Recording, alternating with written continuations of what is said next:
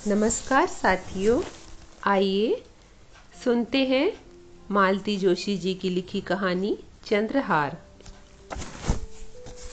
अम्मा, परसों मीनू आ रही है, आलोक ने माँ को सूचना दी। वैसे उसका मन तो था कि मीनू को एकदम माँ के सामने खड़ा करके चकित कर देगा, पहले से कुछ नहीं बताएगा, पर उसे डॉक्टर की हिदायत याद हो आई। अच्छी हो या बुरी, माँ को कोई खबर बहुत एहतियात से ही देनी है। किसी भी तरह का आकस्मिक धक्का उनके लिए खतरनाक हो सकता है। उसने तो सोचा था कि मीनू के आगमन की सूचना पाते ही अम्मा का चेहरा खुशी से खिल उठेगा, पर माँ वैसी ही जड़वत बैठी रही। उनके चेहरे पर कोई प्रतिक्रिया दिखाई नहीं दी। अम्मा, सुन रही हो ना? परसों मीनू आ रही है। आ रही है तो मैं क्या करूं? अम्मा ने सुनक कर कहा। उससे कहो अभी क्यों आ रही है, सीधे मेरी तेरही पर ही आ जाती ना, दो बार का खर्चा बच जाता। कैसी बात कर रही हो अम्मा? ठीक ही तो कह रही हूँ। जब मैं मरने की कगार पर थी तब आते नहीं बना। सोचा होगा एक बार निबट जाने दो, फिर इकट्ठा ही आऊंगी। पर मैं ऐसी बेशरम कि मौत के मुंह से भी सही सलामत लौट ही आई। सही सलामत तो तुम्हें लौटना ही था अम्मा। यह ऑपरेशन तुम्हारी सलामती के लिए ही तो किया था। वह कुछ नहीं बोली, मुंह फुलाए बैठी रही। और अम्मा प्लीज उससे उल्टा सीधा कुछ मत कह देना। गलती उसकी नहीं है, हमारी ही है। हमने उसे खबर ही नहीं की थी। हमने मतलब अनु ने सोचा कि मीनू आएगी तो वह उसकी ओर ठीक से ध्यान नहीं दे पाएगी। अनु को घर भी देखना था और अस्पताल में तुम्हारे पास रहना भी जरूरी था। मीनू कोई मेहमान थी, पराई थी, जो तुम लोगों से खातिरदारी की अपेक्षा करती? और इतनी अकल तो उसे भी है, बल्कि उसके आने से सहारा ही हो जाता। वह अस्पताल में मुझे देख लेती, बहू को भी थोड़ा आराम हो जाता। अम्मा, वो हमने सोचा। क्या सोचा तुमने? अरे इतना खतरनाक ऑपरेशन था, मैं मर भी सकती थी, फिर वह लड़की तुम्हें जिंदगी भर माफ नहीं करती। मरती क्यों तुम? यह ऑपरेशन क्या तुम्हें मारने के लिए किया था? बल्कि अब तो तुम्हारी जिंदगी 10-5 साल बढ़ गई है। और सोचो, उस समय वह हड़बड़ी में दौड़कर आती तो वहां संजीव और बच्चे कितना परेशान होते। उसका भी मन बटा हुआ रहता। अब उसने अपनी सास को वहां बुलवा लिया है, अब वह इत्मीनान से तुम्हारे पास रह सकेगी। इसके बाद अम्मा कुछ नहीं बोली। वैसे भी उत्तेजना के मारे उन्हें थकान सी हो गई थी। वह धीरे से लेट गई। आलोक चुपचाप उठकर बाहर चला आया। आलोक को कैसे बताती कि ये पिछले कुछ दिन उन्होंने कितनी बेचैनी से बेहाली से काटे हैं। खासकर अस्पताल वाले दिन। रोज रात को सोते समय सोचती, सुबह जरूर मीनू को देखेंगी। अम्मा की बाईपास की खबर सुनकर लड़की रुक ही नहीं सकती थी। पर पूरा दिन निकल जाता, ना मीनू आती ना उसकी कोई खबर। रात से फिर उनकी प्रतीक्षा शुरू हो जाती और हर दिन निराशा में बदल जाता। उन्हें गुस्सा आ जाता था, कभी कभी तो रोना आ जाता था, पर उन्होंने किसी से कुछ नहीं कहा। अपनी ही बिटिया की शिकायत किससे करती? रात भर उन्हें नींद नहीं आई। मीनू की पिछली छाया याद आती रही।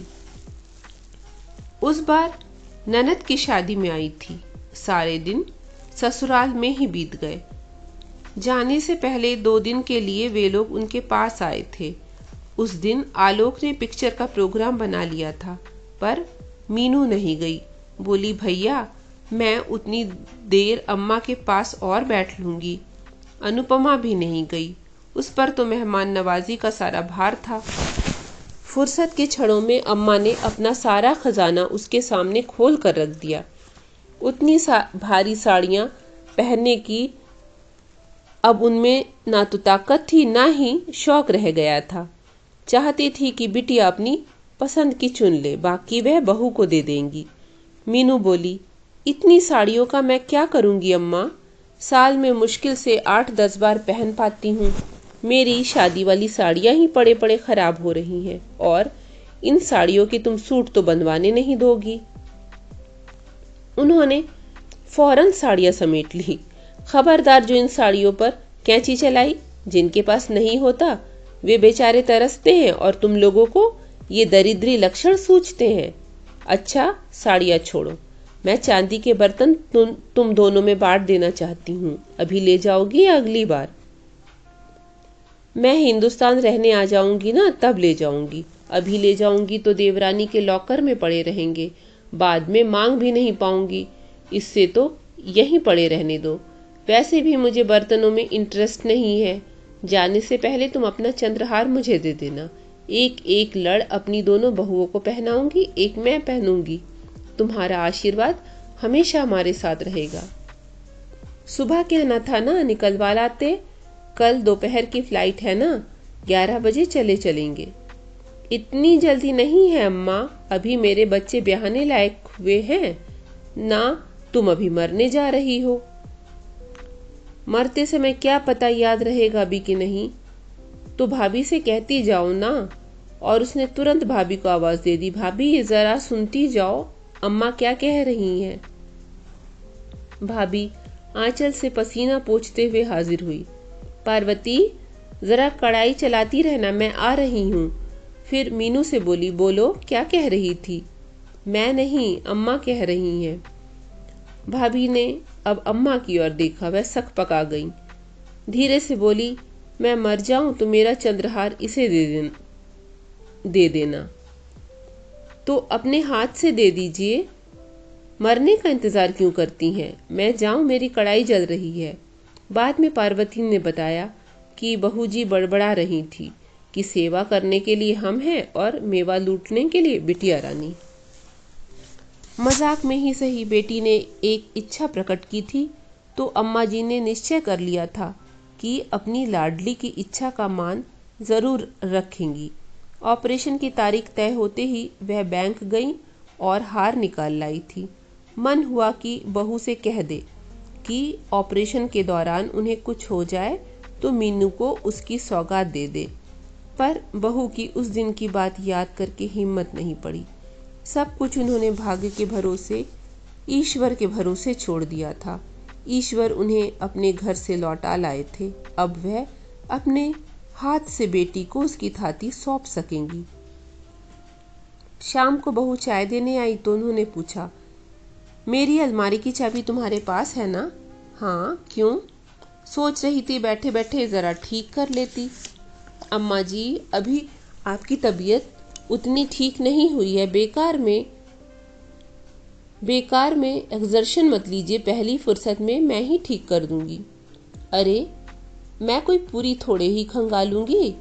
बस बिट्टी के लिए एक खाना खाली करना है, सो पार्वती की मदद से कर लूंगी।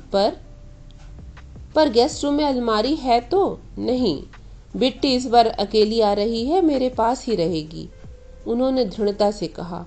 बहू फिर कुछ नहीं बोली। दूसरे दिन उन्होंने फिर याद दिलाया, पर इस बार बहाना दूसरा था। अरे, ऑपरेशन के पहले चेन, चूड़ियां, टॉप्स सब उतार कर रख दिया था ना, सोचती हूँ मीनू के आने से पहले पहन लूं। जवाब में बहू छन्न से चाबियां पटक कर चली गई थी। बाद में पार्वती ने बताया कि बहू जी बुदबुदा रही थीं कि ठीक से खड़ा भी नहीं हुआ जा रहा है और चाबी में प्राण अटके हैं। पार्वती से मिली ऐसी सूचनाएं मन को उद्विग्न करती रहती हैं। मीनू के लिए एक खाना खाली करने के बहाने उन्होंने सारी अलमारी खाली कर दी। कपड़ों का वह ढेर एक कोने में सरकाकर पार्वती को तरतीब से समेटने के लिए बिठा दिया। फिर उसकी नज़र बचाकर उन्होंने धीरे से लॉकर खोला। ऑपरेशन के लिए जाने से पहले उन्होंने रोज पहनने की सारी चीजें उतारकर एक रुमाल में बांध दी थी। वह रुमाल यथावत मिल गया। उसे परे रखकर उन्होंने दोबारा भीतर एक हाथ डालकर टटोला। बैंक के कागज पत्तर थे, खास खास अवसरों पर निकलने वाले पूजा के बर्तन थे। पाउच में रखी हुई दर्जन भर अंगूठियां और टॉप्स थे। चांदी के गणेश थे, अमेरिकन डायमंड की चूड़ियां थीं। मतलब कि सब कुछ था, पर वह मखमली बटुआ कहीं नजर नहीं आ रहा था। पता नहीं क्यों उन्हें एकदम थकान सी महसूस होने लगी। उन्होंने लॉकर बंद किया और रुमाल की पोटली को मुट्ठी में दबाकर लेट गईं। उन चीजों को पहनने का भी उत्साह नहीं रहा। मीनू के आने के बाद 2-3 दिन फुर से कैसे उड़ गए पता ही नहीं चला। मम्मी को ठीक ठाक देखकर वह भी खुश थी और भैया भाभी को उस पर प्यार बरसाते देख मीनू की अम्मा भी खुश थीं। रात को जब घर भर सो गया तो उन्होंने मीनू से कहा, बिट्टी मेरा एक काम करेगी? पानी चाहिए या दूध गरम कर दूं? नहीं, वह सब तो थर्मस में रखा हुआ है। तू एक बार मेरा लॉकर खंगाल दे, एक चीज नहीं मिल रही है और मुझसे वहां ज्यादा देर खड़ा नहीं हुआ जाता। मीनू ने दरवाजा बंद किया और लॉकर का पूरा सामान चादर पर सजा दिया। देख लो अम्मा, क्या चाहिए बता दो, अलग से रख दूंगी। उन्होंने पहले ही देख लिया था, फिर भी एक सरसरी निगाह सब चीजों पर डाल दी और सिर हिला दिया। मीनू ने सारा सामान उठाकर तरतीब से वापस रख दिया, लॉकर बंद किया और पलंग पर बैठकर बोली, कौन सी चीज नहीं मिल रही है? चंद्रहार अस्पताल जाने से पहले बैंक से लाकर लॉकर में रखा था कि तुम्हें दूंगी, पर वही गायब है। कमाल करती हो अम्मा, अस्पताल जाने से पहले तो तुम्हें यह सारा सामान भी बैंक में रखवा देना था। 7-8 दिन तक घर में तो एक तरह से सूना ही रहा होगा ना। चोर अगर आता तो उसकी चांदी हो जाती। चाबी किसके पास थी? तेरी भाभी के पास। हो सकता है उन्होंने संभाल कर कहीं उठा कर रख दिया हो, पूछ कर देख लो। ना बाबा, ऐसा महाभारत मचाएगी कि बस। उसकी आदत तुम जानती तो हो। उस दिन चाबियां ही मांग ली थी तो ऐसा ताव खा गई थी कि क्या बताऊं। तो फिर अब उस बात को मन से निकाल दो और सो जाओ। वह लेट तो गई और मीनू की तसल्ली के लिए उन्होंने आंखें भी मूंद ली, पर किसी के कहने भर से कोई बात मन से निकल पाती है क्या? लेटे लेटे मीनू को अचानक कुछ याद आ गया। अम्मा, तुम्हारे लॉकर से वह लाल रेशम की थैली जिसमें तुम बाबूजी की चिट्ठियां रखा करती थी गायब है। हे भगवान, वह एकदम उठ बैठी। बिट्टी, वह बड़े वाला सफेद संदूक खोल तो। हे भगवान, इतनी रात को?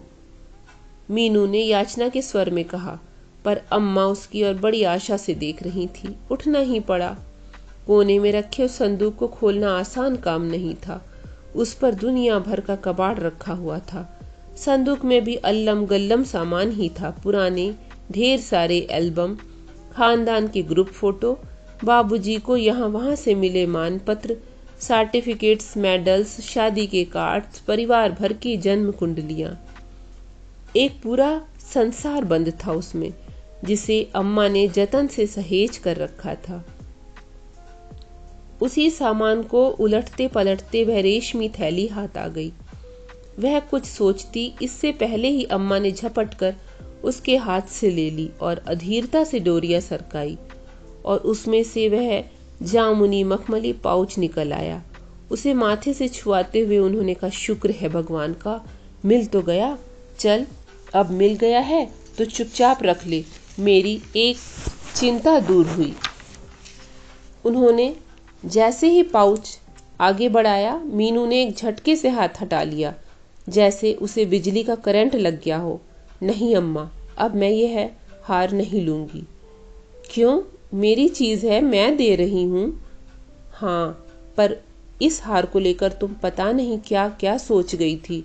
तुमने तो भाभी को भी कटघरे में खड़ा कर दिया था। कल को भाभी भी ऐसा कर सकती हैं। भाभी तो यही सोचेंगी कि यह चीज 3 साल पहले ही तुमने मुझे दे दी होगी और किसी को बताया तक नहीं। वह तो सोचेंगी कि इस तरह तुमने और भी बहुत कुछ दिया होगा जिसका उन्हें पता नहीं है। तुमने तो अपना शक किसी पर जाहिर नहीं किया, पर भाभी को तो जानती हो, वह तो पूरी दुनिया में ब्रॉडकास्ट कर देंगी। मैं तो शर्म के मारे भैया के सामने खड़ी भी ना हो सकूंगी। इसमें शर्म की क्या बात है? क्या मुझे इतना भी हक नहीं है? अम्मा, तुम्हारे हक से भी महत्वपूर्ण है भैया भाभी का विश्वास, जो मैं तोड़ना नहीं चाहती। रिश्ते नाजुक होते हैं अम्मा, दर्पण की तरह। एक बार दरक गए तो किसी मतलब के नहीं रहते, और मैं इन रिश्तों को सहेजना चाहती हूँ। मैं चाहती हूँ कि तुम्हारे जाने के बाद भी इस घर में मेरा दाना पानी बना रहे। मैं जब जब भारत आऊं, इस घर के दरवाजे मुझे खुले मिले, ताकि मैं तुम्हारी यादों को फिर से जी सकूं। कल को मेरे बच्चों की शादियां हों तो मैं हक के साथ भात मांगने आ सकूं। ये मेरे पीहर की देहरी है अम्मा, मेरे लिए किसी भी हार से ज़्यादा कीमती है। प्लीज़ इसे मुझसे मत छीनो। और यह कहते कहते मीनू का गला भराया, आंखें छलछलाईं।